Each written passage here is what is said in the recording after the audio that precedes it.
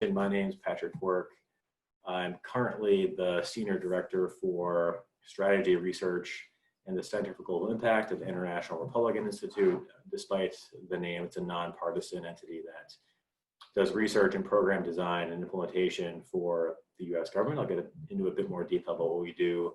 I graduated from Bates in 2003 with a double major in biology and interdisciplinary studies. So I designed my own major, combination of poli-sci and history, minor in Spanish, and many years ago, sitting exactly where you are today, interested in this career of so-called international affairs, trying to figure out the best way to break in and how I could position myself to do so. So today I'm going to share a bit of information on careers in this space. So if you want to go to the next slide, Peter, just an overview. In particular, I'll talk with you about what I do now, my current position, give you a brief overview of my career path. It's a bit winding, but it's my own trajectory.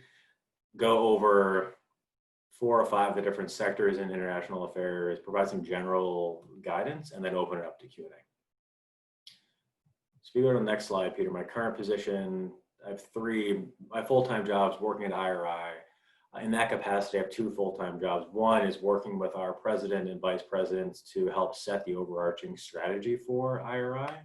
And second is managing the Center for Global Impact. It's the think tank within IRI that houses both the thematic subject area experts, so conflict experts, democracy, human rights, and governance experts, research experts. And then the second set of the team is monitoring and evaluation experts. Our role really is to work with the regional divisions at IRI to design more effective programs. IRI founded almost 40 years ago, nonpartisan entity funded by Congress to help advance democracy worldwide. So we have core funding set aside by Congress, and we get other funding from the State Department and US Agency for International Development. So one of the senior officers at IRI, and part-time, I'm a non-resident fellow in the foreign policy program at Brookings, so I write regularly for them, and then I've taught at Georgetown for about 5 years now. Any given day at my job, it varies from writing. A couple of weeks ago, I wrote a memo sent by IRI to the Deputy Secretary of State with recommendations as to how the State Department should respond to the COVID-19 pandemic in general, but in particular, what it means for US competition with China and Russia. A couple weeks before that, I wrote a memo to the National Security Advisor on a similar set of topics. So my day ranges from drafting things of that sort to writing proposals and submitting them to the US government for additional funding or traveling to implement those projects overseas. So if you want to go to the next slide, Peter. So a brief word on how I got here. I first became interested in international development while studying abroad in Ecuador in 2001 for one of, I think they're now defunct, but Colby-Bates-Bodner CBB programs. It was a tropical ecology program. I chose it because I wanted to enhance my Spanish. It was one of the only programs where I could get credits toward the biology degree. To make a long story short, I arrived in Ecuador convinced I wanted to be a doctor, but boarded a plane back to Boston 4 months later, absolutely certain that a career in medicine or research was not for me at all. And then I had to take a different path in life, which was to help people abroad live better lives in general. The only minor problem was that I was a biology major and little insight into what international development actually meant, let alone a degree that might help me land a job in it. So I arrived back at Bates and quickly put together a proposal for a new interdisciplinary major called Comparative Development in the Third World and graduated in 2003. My only regret from that period at Bates is that I wish I'd realized sooner, and I think been a bit more honest with myself, that a career in medicine really wasn't what I wanted to do. I was pursuing it for a variety of reasons, family pressure, preconceived notions as to what I thought that I wanted to do, but all along I was more interested in political science. My final year at Bates, I started reaching out really actively to people throughout the Bates network who had graduated to discuss career options for a role in international development, international affairs, and nearly uniformly, everyone I spoke with emphasized that employers are really looking for people who have experience working abroad. So I feverishly looked for opportunities to live and work overseas and solidified 2 opportunities immediately. First, right after graduating, worked for Putney Student Travel, leading a group of high school students on a month-long community service trip in the DR along the border with Haiti. After a few months back in the US working as a freelance reporter, I was off to Bolivia volunteering for a human rights organization there. I found that NGO through a youth exchange program that helps place volunteers with NGOs in Latin America. I was in Bolivia for around 7 months, and while there, I looked for work in Washington. I also applied to graduate programs in international affairs and was admitted to one at an American university. So after returning to the US, I loaded up my car, moved to DC, knowing not a soul, and started this job as a program assistant for an NGO that implemented programs in Latin America, and started my master's in the evenings. I was in that role for about 2 years. From there, got a job at a company named Creative Associates International, which is one of the many so-called contractors in Washington that designs and implements foreign aid programs for the US government, mainly the US Agency for International Development, as well as the State Department. I got that job actually just applying blind, which is very rare. It almost never happens in DC, but the recruiter saw on my resume that I was an Eagle Scout in high school. I still have that on my resume. Plucked my resume, did well in the interview, and got the job. We could talk a bit later about the do's and don'ts of just applying blind, whether it's even worth your time.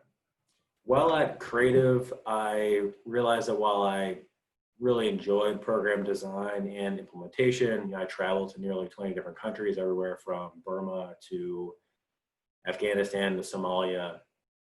I also had the opportunity to be exposed to a lot of the policy-making processes. We were often called in to brief people at the State Department, USAID, and realized that that is kind of where I wanted to be. So I took a step back, scanned the horizon, and determined that the jobs I could see myself in, either senior levels in the government or the NGO sector, the majority of folks in those roles had PhDs. So while at Creative, I went back to school while working full-time, got my PhD at Johns Hopkins. At the end of my time at Creative, I accepted a postdoc position at the German Marshall Fund. The rationale there was I needed to bridge my practitioner experience with the policy world, so I was able to use that year to write a lot, and was actively recruited by the Bureau of Conflict and Stabilization Operations at the State Department. So I worked at State CSO, as the acronym goes, for 4 years as a senior policy advisor, giving briefings to people at the White House, traveling to like 15 different places, running assessments for embassies on risks surrounding upcoming political processes. In my final year at the State Department, I left in October 2019. I was a member of the Secretary of State's policy planning staff. I was his principal advisor on fragile states, foreign aid, and an assortment of other areas. That role essentially entailed taking a longer term view of challenges the United States might face and writing memos directly to the Secretary of State, providing analysis and recommendations as to how he might go about addressing those. So I helped write the Trump administration's new policy toward fragile states. If you just Google Chiron Skinner fragile state speech, it should come up. And those roles of the State Department were all civil service. I wasn't a political appointee. So with that overview of my career, Peter, if you want to go to the next slide, I'll run briefly through some of the different fields: government, development, NGOs, think tanks, and then consulting. So if you go to the next slide, Peter. We start with government jobs. On the slide, you'll see a non-comprehensive list of departments within the USG who use analysis, programming, or other engagement to advance US interests abroad. These employers are broken down into principally two groups. The first are departments whose primary work is overseas: State Department, USAID, the CIA, and so on.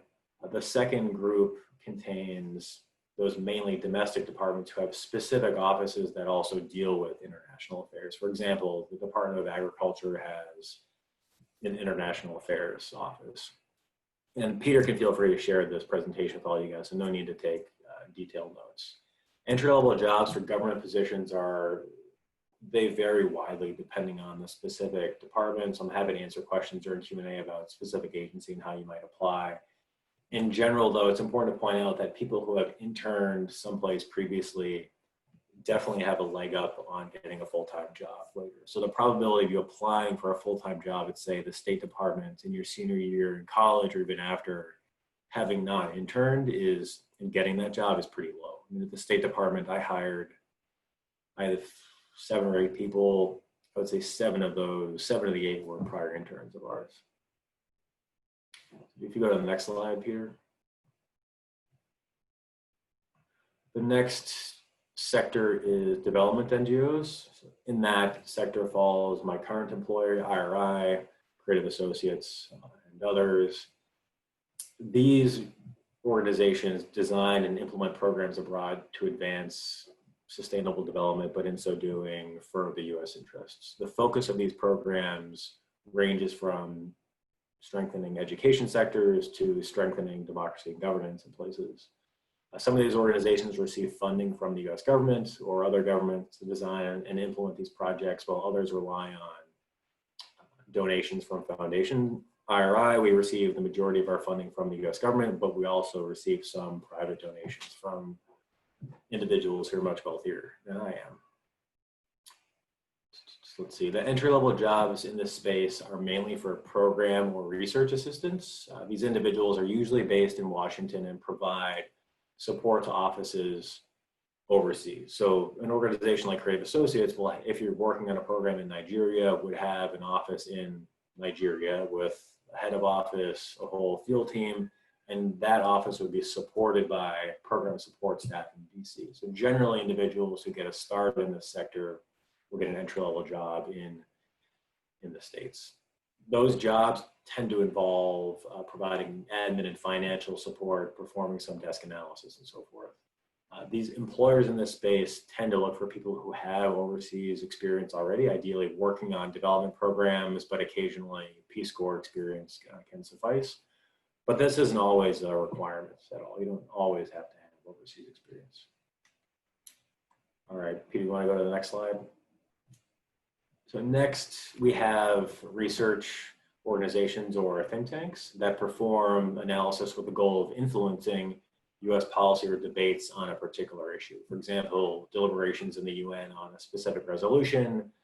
IRI, the place where I work now, is both in development NGO insofar as we implement programs, but I would say also a think tank insofar as half of my job is external engagement, writing, speaking to influence debates to ensure that the democracy, human rights, and lens is included in decisions, because that's just our mission. And also from a self-interested standpoint, ensure debates are going in a certain direction so that it benefits IRI from a financial standpoint. Some examples of think tanks, and these are all probably no strangers to you guys, with Brookings, where I also work, Carnegie, the Center for Strategic and International Studies, as well as AEI. Entry-level jobs here are research assistants who support well-recognized senior-level research fellows conducting long-term studies and who regularly appear on television and draft op-eds and so forth. The career trajectory in think tanks, generally speaking, is somewhat limited because these organizations often hire very senior-level folks who have had prior government experience, have worked in the private sector. Their name is associated with a certain brand. And why is that? They hire these folks because they can bring in marketing dollars, they can bring in donations and so forth. So the entry-level folks provide support to those senior-level individuals, and you can usually progress from an assistant to a program manager, but from there, there's really a wide gap between junior level. And that's not to say, I know a small number of people, maybe 2, who have made a career at a think tank, but they're either brilliant or very well politically connected, or they have a wealthy family who's written checks, just speaking very bluntly. So if you want to be going into the think tank sector, it's a great way to get an entry-level position. And especially in a town like Washington, where getting a job often relies on both competence and who you know, you can, if you do a good job for a senior level person, they can hook you up with a follow-on opportunity pretty nicely. Go to the next slide, Peter. So final slide before we get into just general advice and move into Q&A is the private sector. When people think of international affairs, they tend immediately to think of either humanitarian work overseas or Jason Bourne gathering some intelligence in Somalia. The reality is that companies with operations overseas or attempting to access markets therein also need people who understand either geopolitics in general. So what does COVID-19 mean for competition between the US and China? Or individuals who know a specific region or country really well. They often hire risk analysis experts. Foreign governments often hire consultants to do this type of work. I know Chevron, we have some alumni from Bates who have worked for Chevron in the past, and they have a massive government affairs shop that interacts not only with the US government, but also foreign governments to help position those entities to access markets and contracts, et cetera. So if we go to the next slide, okay, great. So now that's all fine and great, you know, Patrick, but what does this mean for me? How do I actually get a job? It sounds like you had such an easy trajectory. So let's go over a couple of things you can do now to secure a job in the near term. So let's start with how to get a job. There are a few steps here, all of which revolve around two things. One, obtaining marketable experience, and two, making yourself known to as many employers as possible within the niche sector you're trying to get into. The first key tip is, and this seems like no duh, but get an internship. You know, employers prioritize past experience over education. As a result, having internship experience on your resume is an absolute must. I strongly urge you to apply for and serve for at least one internship during summer break while you're at Bates. Many organizations in Washington offer internship opportunities, NGOs, think tanks, and so forth. IRI has an internship program, and unlike many entities in DC, our interns are actually paid hourly. The benefit of completing an internship goes beyond experience for your resume, though, I would say. In some cases, employers first look to past interns when they're trying to fill a subsequent full-time job. I mentioned at the State Department, we had interns from the summer or fall or spring who they did great work for me, and we hired them back. It's a win-win for the intern and for you. They have a security clearance if it's a government job, and you've already put the time and effort into training them. The second tip under secure a job is networking. And while you're at Bates, that means being very intentional and deliberate about speaking with alumni. Peter and Alan and others are really great at connecting folks with individuals in the network who could be of service and help. So reach out to people in the Bates network to get a better understanding of the field as well as their specific job. If possible, to target this outreach to people who work in the organizations that you're interested in working for in the future, if possible, right? Not always feasible. After you speak with them, carefully track the job board for their employer. And when a job comes up, reach out to them again, see if they'd be willing to talk about the specific scope of work for that job. You know, during the conversation, they might offer to pass your CV along. So regular, deliberate outreach conversations as you're talking with them, and Peter and Alan do a great job of coaching all of you on this. But go into the phone call as if it's an informational interview or an interview even. So be very prepared, have a small number of set questions you want to ask, demonstrate that you've done research about them and their organization, not so much to flatter them, but just, look, they're taking time out of their day. And if you were to look at my calendar, it looks like an absolute mess, right? So it's just wall-to-wall meetings or things you have to write. That doesn't mean I'm any more important than the next person, but people are busy. People in the Bates network want to help, but don't make them feel like you're wasting their time, basically. Because that has a follow-on impact of, are they going to be willing to pass your resume on to HR or consider you for a job? The third recommendation under what you can do now is FaceTime with potential employers in Washington, D.C., whether it's on your own time and money or through the opportunities that Bates facilitates. It matters to employers here to have met someone in person. So if you can get to DC for a few days or a week and just stack those 3 to 4 days with as many informational interviews as possible, the point here is to learn more about and express interest in that person's work and their company so that they have you in mind when they're hiring subsequently. And frankly, it can help you test and interrogate some of your own preconceived notions about whether you are or are not really interested in a particular field. You know, you might think, well, the think tank realm is really what I want to do. And then you sit down and talk with a research assistant and you realize that sounds absolutely horrible. I have no interest in searching through databases or writing fodder that some other person's going to publish. Just again, it helps you be honest with yourself. Shifting from what you can do now to secure a job to what you can do now to advance in that career, but also position yourself. 3 things amongst others, and these are qualities that I regularly look for in an employee, and I tend to test them on when I talk with anyone over the phone, is writing and analysis skills. I mean, the single most important quality I look for is a person's ability to write clearly and succinctly after them just being a nice person that's easy to get along with. You don't want to work with someone who's not pleasant or full of themselves. So after that is writing. Whether you go into government or the NGO world, you're going to be called upon to explain very complex problems in a concise and easy to read prose, and often on a really tight deadline. And thankfully, you're at a school that values writing. So while you're at Bates, do everything you can to master this craft. And that doesn't mean just writing long research papers. If you can write for the school newspaper or try to get other things published online, it really will benefit you. And go out of your way to get feedback from professors.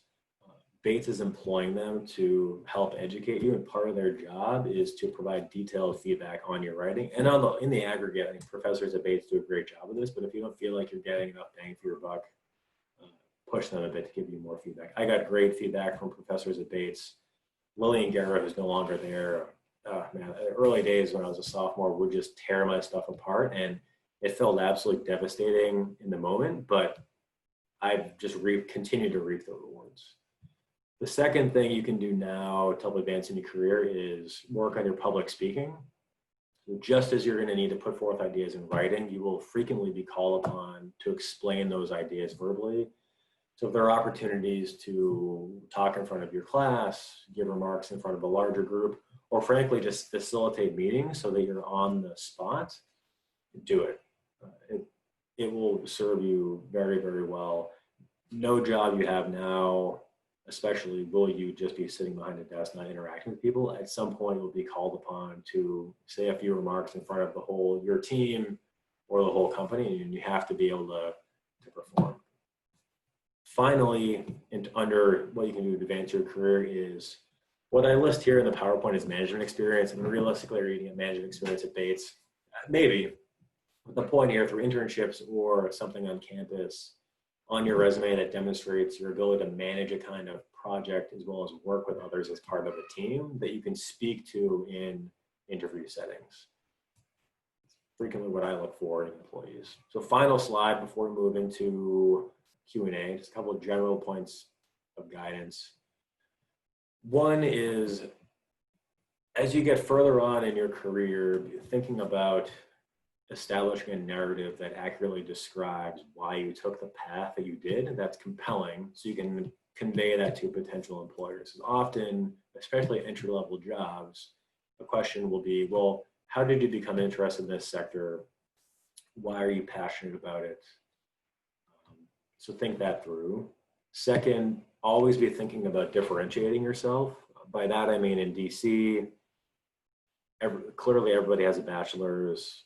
You can toss a coin or toss a rock out the window, you're going to hit someone who has a Ph.D., let alone a master's.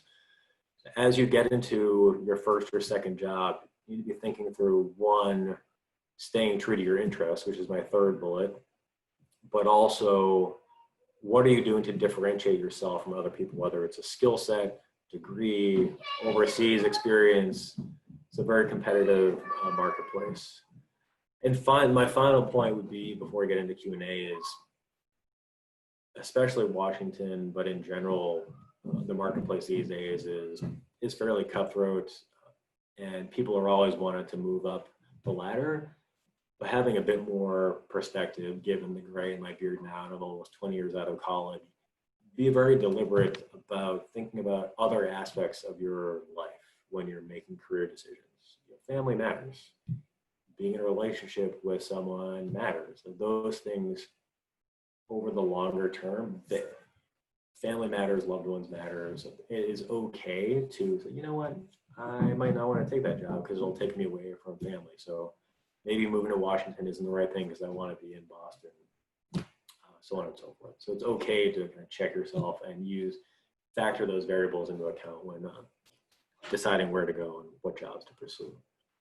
with that, I'll open it up to Q&A and happy to talk about whatever is on your mind, either topics I covered in the presentation or the current job market, whatever you'd like. So folks can either, if you want to raise your hand or indicate to me that you've got a question, or go ahead and throw it in the chat. I'll give it a second here. I know that I have one, but I want to give you all an opportunity first. No question too small, too big.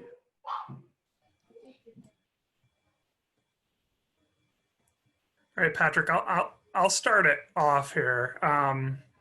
Kind of addressing the 800-pound gorilla in the room. Internships, networking, all of that, a lot more challenging in the time of a global pandemic. Do you have, I guess, any general advice about managing this summer in particular? Or are there other things that if someone's not able to secure an internship this summer, I mean, we're seeing lots of news of internships not happening and travel restrictions and all of that. How might students manage that to try to put themselves in the best situation?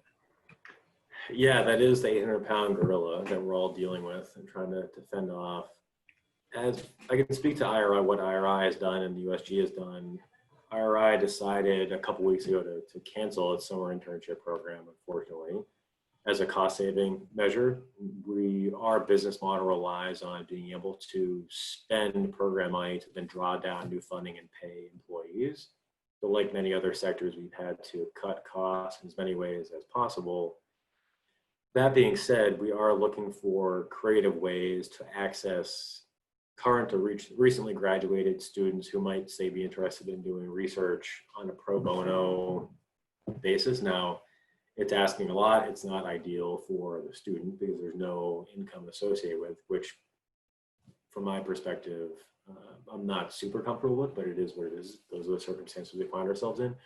My advice would be continue the job hunt, continue reaching out to individuals, networking, individuals who are in organizations that you can see yourself working for, with the understanding that their hiring will very likely be on pause for the foreseeable future. Say probably the majority of entities, private or public sector, through June.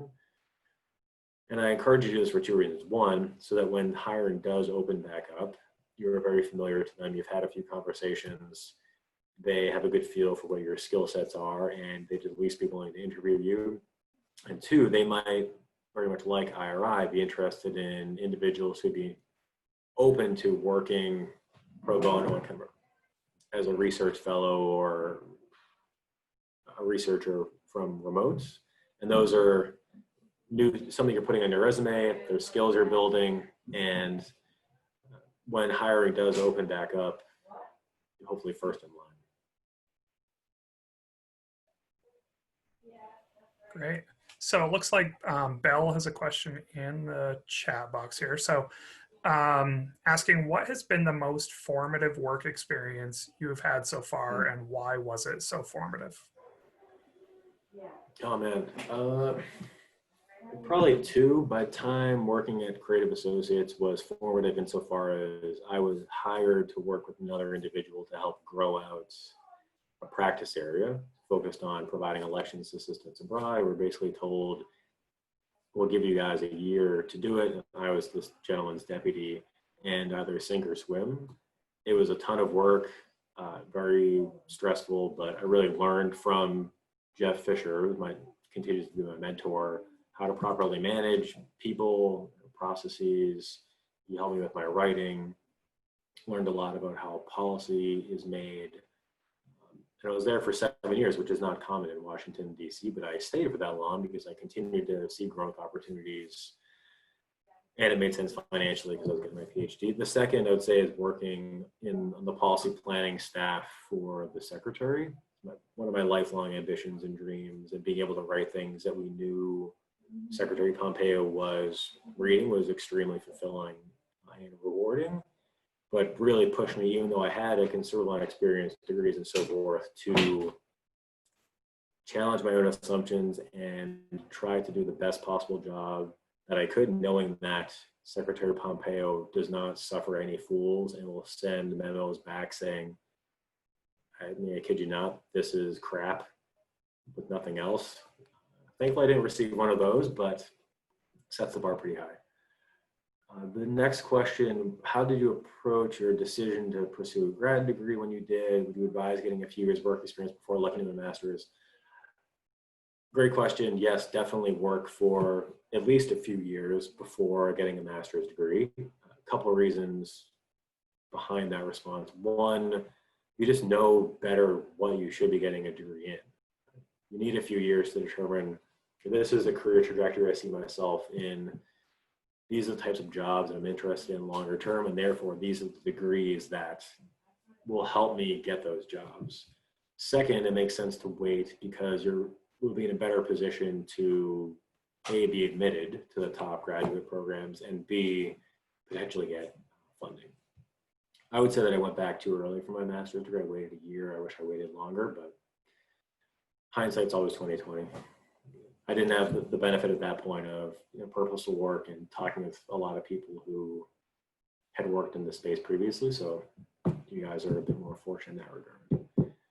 As a PhD, could you discuss pros and cons of obtaining a doctoral degree, particularly if considering career outside academia, feasible to hold internship, part-time jobs while obtaining a PhD? So whoever, can you raise your hand who asked this question? Maybe you don't mind. Nick, I think. Yeah, all right, your video's off, if that's okay. Certainly happy to talk with you offline. Lots of pros and cons. It certainly is feasible to get a PhD if you're considering a career outside academia. You have to recognize that the departments who are admitting students are looking to create future, on the whole, future academics. Now, there are some programs like Johns Hopkins SAIS, GW, who hire PhDs or bring in PhD students who are principally interested in careers in public policy. The program that I went into was a traditional political science department. Going into it, I was split. I could have seen myself going into academia or the policy realm, but I knew I needed the skills either way. And I decided pretty soon that academia wasn't for me. It just didn't, I see the value in it clearly, right? You guys all benefit from excellent professors at Bates, but what really fired me up on a day-to-day basis wasn't academia. It was more applying that knowledge and those skills in not the real world, but the policy realm. It is feasible to work part-time while you're obtaining a PhD. I certainly did it, but it's pretty brutal, to be honest with you. It's tough. It's a long slog too. I finished my PhD in 5 years, which is on the short end of things. People usually take 6 or 7.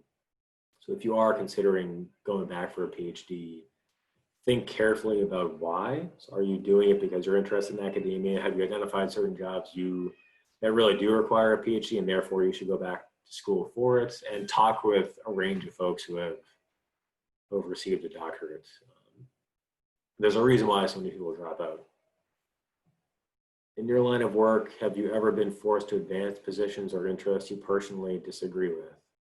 I have certainly been asked to do that. I have, perhaps the detriment in the short term of my career, have refused to do that. In the government a lot, especially over the last 2 to 3 or so years, I was pushed to fall in line with certain policies and was often found myself the unpopular person in the room in the White House saying, well, that's all fine and great if your boss wants to do this, but for the following 4 reasons backed up by, I would never say my degree, but my experience in this field and all the research we just did, you're wrong.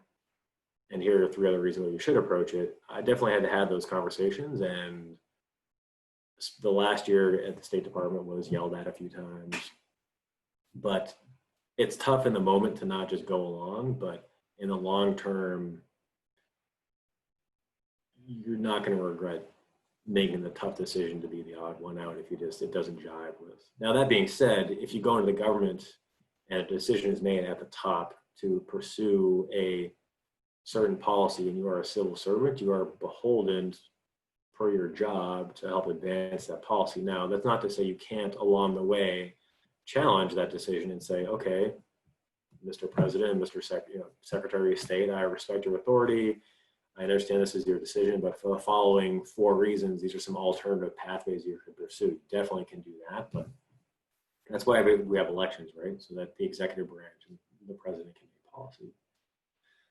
In general, for your line of work, how important are quantitative skills and experience in data? What programming languages would you recommend starting with? That's a good question, Shane. In my line of work, it is important to be conversant in at least being able to interpret and understand the results of quantitative analysis. I have some quantitative analysis experience and skill from my PhD work and government work. Certainly would recommend anyone who has the opportunity to gain those skills to do it, especially if you're going to pursue a master's degree. Definitely take 1 or 2 courses on quantitative analysis. Programming languages, I think R, Stata, SPSS continue to be the more prominent ones. But as long as you can run the types of analysis the employer wants, whether it's regressions or otherwise, you should be fine. This is from Ashka. What are the political constraints on government-held jobs? How do U.S. foreign policy agendas dictate those positions? What are then the benefits of working for an NGO? Can I ask you to clarify, Ashka, what do you mean by political constraints on government-held jobs?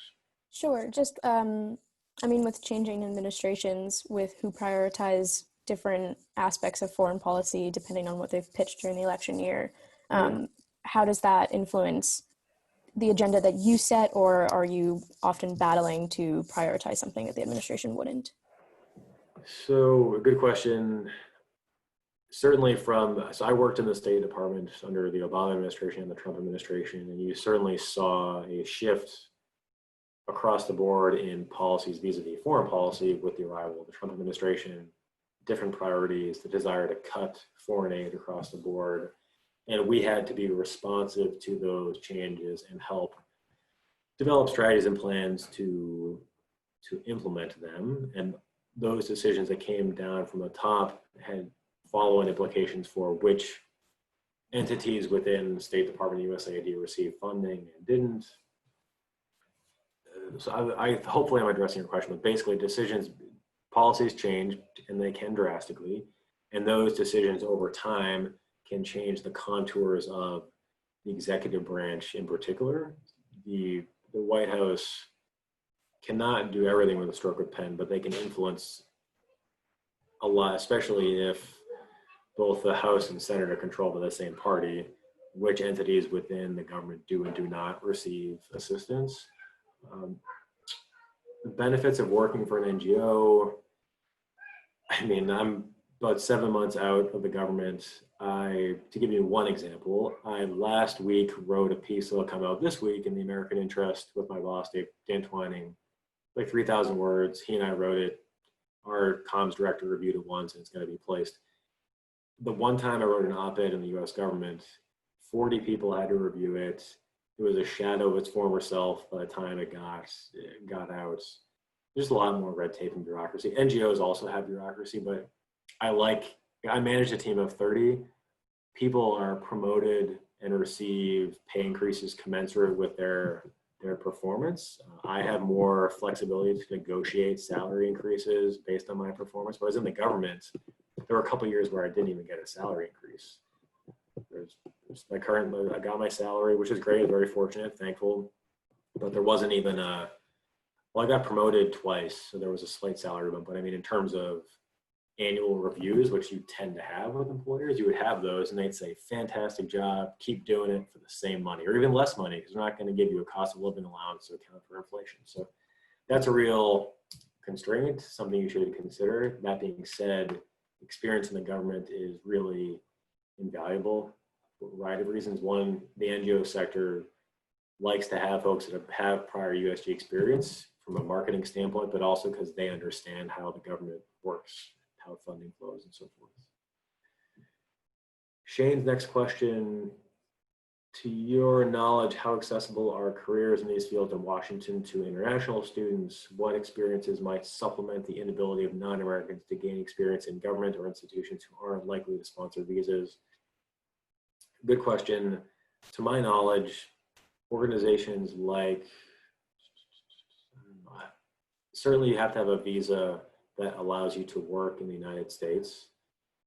We have a gentleman who works on my team who doesn't have a green card, but he's able to work in the US because he's completing his Ph.D. And I understand that we've had undergraduate and graduate students who've been in a similar position. Now they're completing their bachelor's or master's. So you are, I mean, correct, I could be wrong, but you are able to work in the US and gain internship experience. The rub comes when you are shifting from that status, that being pursuing a degree or other visa statuses, to needing a green card or work authorization. And certainly if you've demonstrated to be yourself to be a valuable entity to that company, they may very well sponsor your green card and pay for those expenses. IRI has done that, others. But it is an expense that the company has to incur. So you also asked what experiences might supplement this. I'm not sure, Shane, where you're from, but or if you're just asking this question for somebody else. So I would imagine there are think tanks, other NGOs in the country of residence for that individual where you could get valuable experience, or you could very well work abroad for companies that are based in DC. I know there are some workarounds there, but I'm not an immigration lawyer. Let's see, does having a security clearance give you a leg up in the hiring process for government jobs? Or is the assumption you're going to get one anyway? So yeah, 100% gives you a huge leg up if you have a security clearance. That's why for government jobs, getting an internship is so valuable. Not only the experience in the networking, but to enter the building, you need a security clearance. So as an intern, you start that process 6 months, 8 months in advance, and the clearance is good for a certain number of months after you leave. So quite frequently, if I was a hiring manager at State and I had 2 resumes, one person who had a security clearance probably could do the job, smart. Another person who doesn't, so I could hire that person tomorrow. Another person who doesn't have a clearance but is smarter, could probably do the job better. I'm gonna hire the first person, because I can have that person tomorrow. I'm not even sure that the other person can get a clearance. I mean, my top secret took about a year to process, or 9 months to process. So if you are interested in working for the CIA or the State Department or any part of the USG, I would highly, highly recommend the internship program. I wish I knew that when I was at Bates. Okay, in light of COVID, in light of the value of human connection, oh man, you guys are getting philosophical. The value of human connection has increased and many are forced to adapt to new changes and think of creative solutions to move forward. How has your job shifted in its purpose in the present situation? What advice can you give us on the importance of asserting value in a particular field and being able to adapt? What does the aftermath look like? So yeah, my day-to-day has changed drastically. Case in point, I'm here talking to you from my daughter's bedroom. Hopefully it's not permanent. It has forced me to adapt from a variety of standpoints. Like I said before, our business model is all hinged on our ability to implement programs overseas and spend a certain amount of money. We are currently not, and able to make payroll and so forth. We are not right now able to buy plane tickets. We're not able now to gather people in foreign countries. So we have had to very quickly, and thankfully we had done some thinking on this previously, work through creative ways to move a lot of these things online, to develop new modules that we can provide trainings virtually through Zoom and other fora. We have shifted some of our proposals that we're putting in shortly to more research heavy endeavors that we can do remotely versus in country. But every day I get up, worried about, we're in good financial position, but I'm responsible for 30 people and I want to make sure that they're able to pay their bills and have a job. That's kind of priority number one, and will continue to be until we're back at work. The final part, in what opinion does the aftermath of the pandemic look like for your career field and others?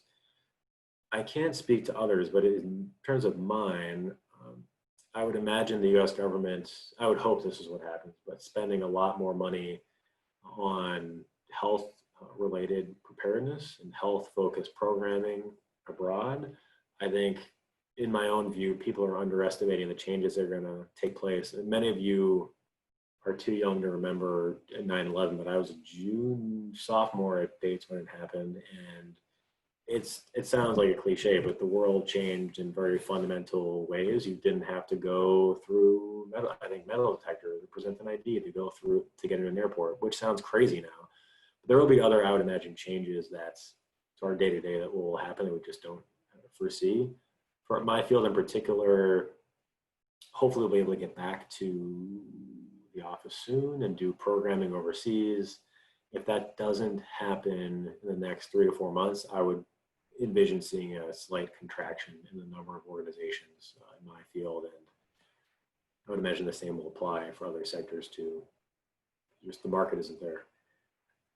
So this one's from Caleb. I am an environmental studies major with a concentration in global environmental politics. Is it possible to sell yourself in a particular policy area like the environment, or is it better to studying an internship experience in international affairs more generally? It's a good question. You should, as I mentioned previously, stay true to what your interests are and do your best to get an internship in the specific field that you're interested in. Now, another prior point I made is to be flexible. So if you can get an internship in Washington for an organization that even a part of which works on environmental issues, but maybe you're not working for that team, I would advise continuing to do it. Because you still have the experience on your resume. You can even informally liaise with the people on that team. So you can market yourself either as an environmental expert or kind of more generally, depending on the job you're going for. This is from Isabella. Do you have thoughts on different government organizations, so the agency, DoD, state, that may not be immediately obvious, specifically in terms of internships and thinking about getting careers in each? So different government organizations that might not be obvious. Isabella, can you just clarify the first part of that so I can answer it? Yeah, like, I mean, I think I have a sense of, like, in terms of what CIA DoD does, but Yeah. would you have any like further insights into why someone might want to go into each one, or just anything else that may like not be obvious to like someone who doesn't have any experience in the field? Yeah, no, I listed all the main ones. My advice would be to learn as much as you can about all the different offices within those departments and agencies. So DoD, people often think, special operations forces, rappelling out of a helicopter and shooting people, which critical service that DoD provides. But there are the Office of the Secretary of Defense has, I think, dozens of civilians who have never put on a uniform who provide foreign affairs advice to the Joint Chiefs, the Secretary of Defense, and others. And they get those jobs because they know a region or a country or a particular issue. Same with the State Department. A lot of people assume that the majority of folks who work at state are diplomats, going to become ambassadors, and therefore foreign service officers. And that is the majority of the workforce, but there are also individuals who are civil service and non-foreign service, like I was, who have a certain background or specialty, and that's also a viable career path. There are different ways to get hired. So coming out of graduate school, there's a presidential management fellowship program at the PMF. The one, before I get to the next question, so we have enough time to address it, one point of advice would be get an understanding now, I'm not sure how advanced you are at Bates, Isabella, but of the hiring practices of some of them. For example, the CIA makes it a practice of hiring folks right out of college regularly. If you enter their internship program, the Foreign Service does that as well. So I'll stop there, but happy to, if you have a follow-up question, feel free to pose it. So this is from Christina. How often do people working in government NGO think tanks in DC change jobs to advance their careers? I think every 2 to 3 years. It really depends on the sector. I mean, some people go to the State Department in the Foreign Service and they're in it to win it for life, 30 years, 25 years. And I still see that. Some of my colleagues from graduate school joined the Foreign Service and are still in it. I started in the NGO sector, went to the think tank, and went to government, and back to NGO. Generally, people focus on a set of issues, so a subsection of international affairs, US foreign policy, environmental policy, whatever it might be. And move around jobs within that sector.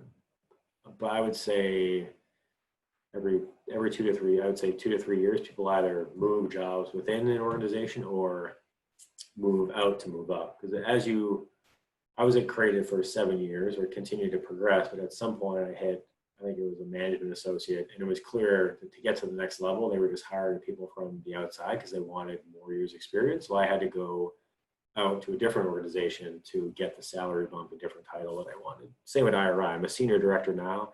If I had started at IRI 5 years ago, maybe I could be a senior director now, but probably not. I mean, they wanted someone who was in policy planning in the State Department with a Ph.D. It depends, but 2 to 3 years. Yeah, happy to take at least one more question.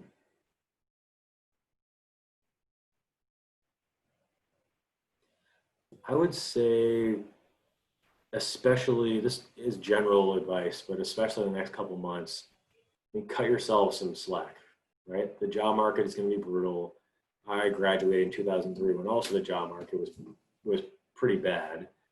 So if you have to take the not perfect job, but you're going to be getting some valuable experience, be open to that. And if it takes you a bit of time to find a job, be okay with it. All of you guys coming out of debates, if you got in debates, you're smart. You're driven, you want to get that job in the White House, and you'll get that job in the White House, but it's not going to be in June. It's going to take some time. And that patience also applies to your progression throughout your career. You will inevitably see, especially if you get to DC, the random person who is 22 working in the White House because someone they know cut a check, or they just happen to be shoveling snow in the Obama campaign. You know what? Those people are going to be there for the rest of your life, and good for them. But that is like the striped unicorn. There are very few, if they exist at all. So put your head down, be comfortable with working in that slower progression in your career, understanding that it's normal. And as you do from a networking standpoint, and this will be my final soapbox point, if you get to DC, people are going to be pushing you on, go to networking events, get business cards, etc. And yeah, that's important. Be selective, go meet people. My experience has been the people who are successful are the folks who focus on delivering for colleagues at work, your boss at work, proving to them that you are competent, you're reliable, you're loyal. That's your network, right? When I cannot tell you any time where I met someone at a happy hour and I got their business card and then they recommended me for a job. Would you recommend someone for a job if you just met them once? Probably not. And that's not to say you can't get to know them, but build your network slowly and deliberately. And eventually over time, you'll rise with those people. And now people I started out with as lowly interns or program assistants or filing paperwork are now working at the White House now. I have a buddy who's a deputy assistant secretary of state. I was in a briefing with the secretary of state with another buddy of mine. It's crazy, right? You exit the room, you're like, are we playing make-believe? But it can happen, but just take some time for that. It's also why we alumni are here for all of you to answer your questions, to be helpful in any way we can through fora like this or just one-on-one conversations. Well, Patrick, thank you very much for being here with us today and for sharing your insights with the next generation of Batesies.